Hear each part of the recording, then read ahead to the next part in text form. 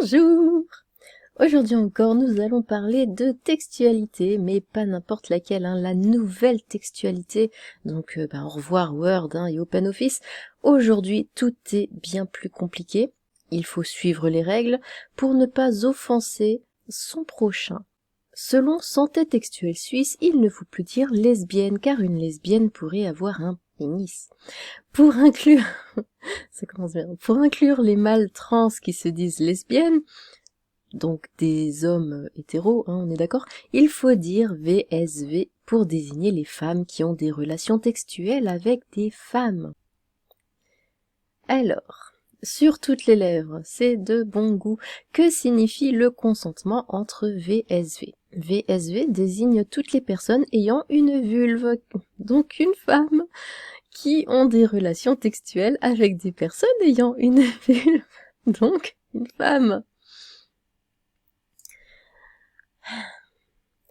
Du coup, sur toutes les lèvres, guide de santé textuelle pour les lesbiennes bitextuelles. Quoi? Attendez, bisexuelles et queers ayant une vulve. Dans cette brochure, il est question de VSV pour désigner toutes les personnes ayant une vulve qui ont des... une femme, F-A-M, femme, qui ont des relations textuelles avec des personnes ayant une vulve. L'acronyme VS... Ah oui, donc vulve, du coup, désigne tout autant les femmes cis, lesbiennes, bitextuelles, pan et queer, que les personnes genderqueer, non-binaires et ou trans ayant une vulve, un vagin, un néo-vagin. Oh, excusez-moi. Ou des seins.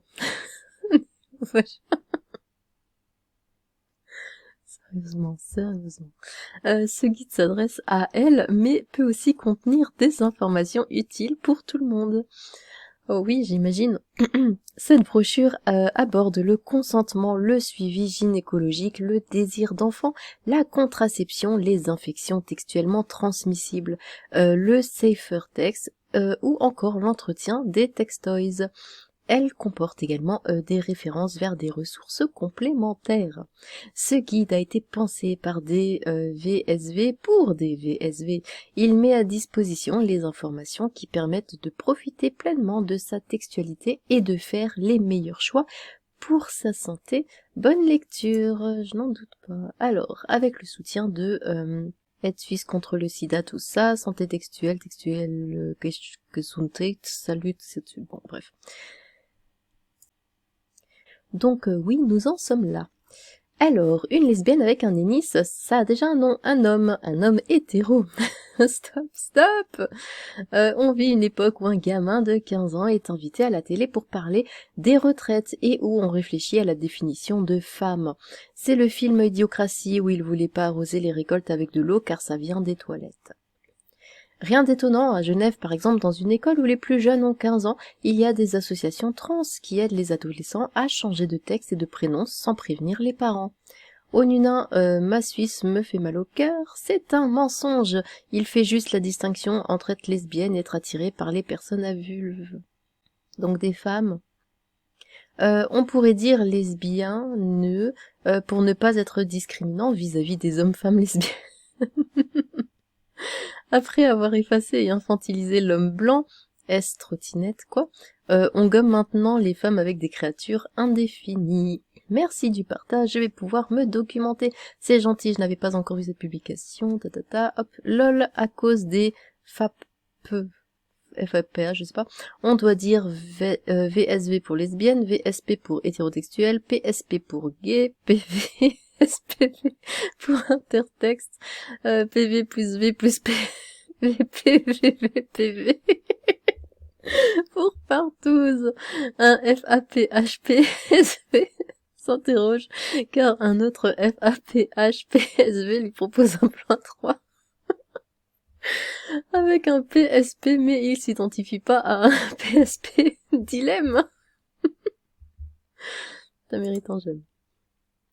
Alors, il faut dire VSV pour inclure toutes les personnes qui ont une vulve, un vagin, un néovagin ou des seins et qui veulent avoir des relations textuelles et avec des personnes ayant les mêmes attributs. Ou pas d'ailleurs, ces gens n'ont pas lu la définition d'une définition en fait. Oh. Toutes les femmes ayant une vulve, mais les hommes d'usine n'ont pas de vulve, même après opération. Je ne comprends rien à leur charabia, mais je pense que c'est plutôt un bon signe de santé mentale, non? Ils sont vraiment arrangés.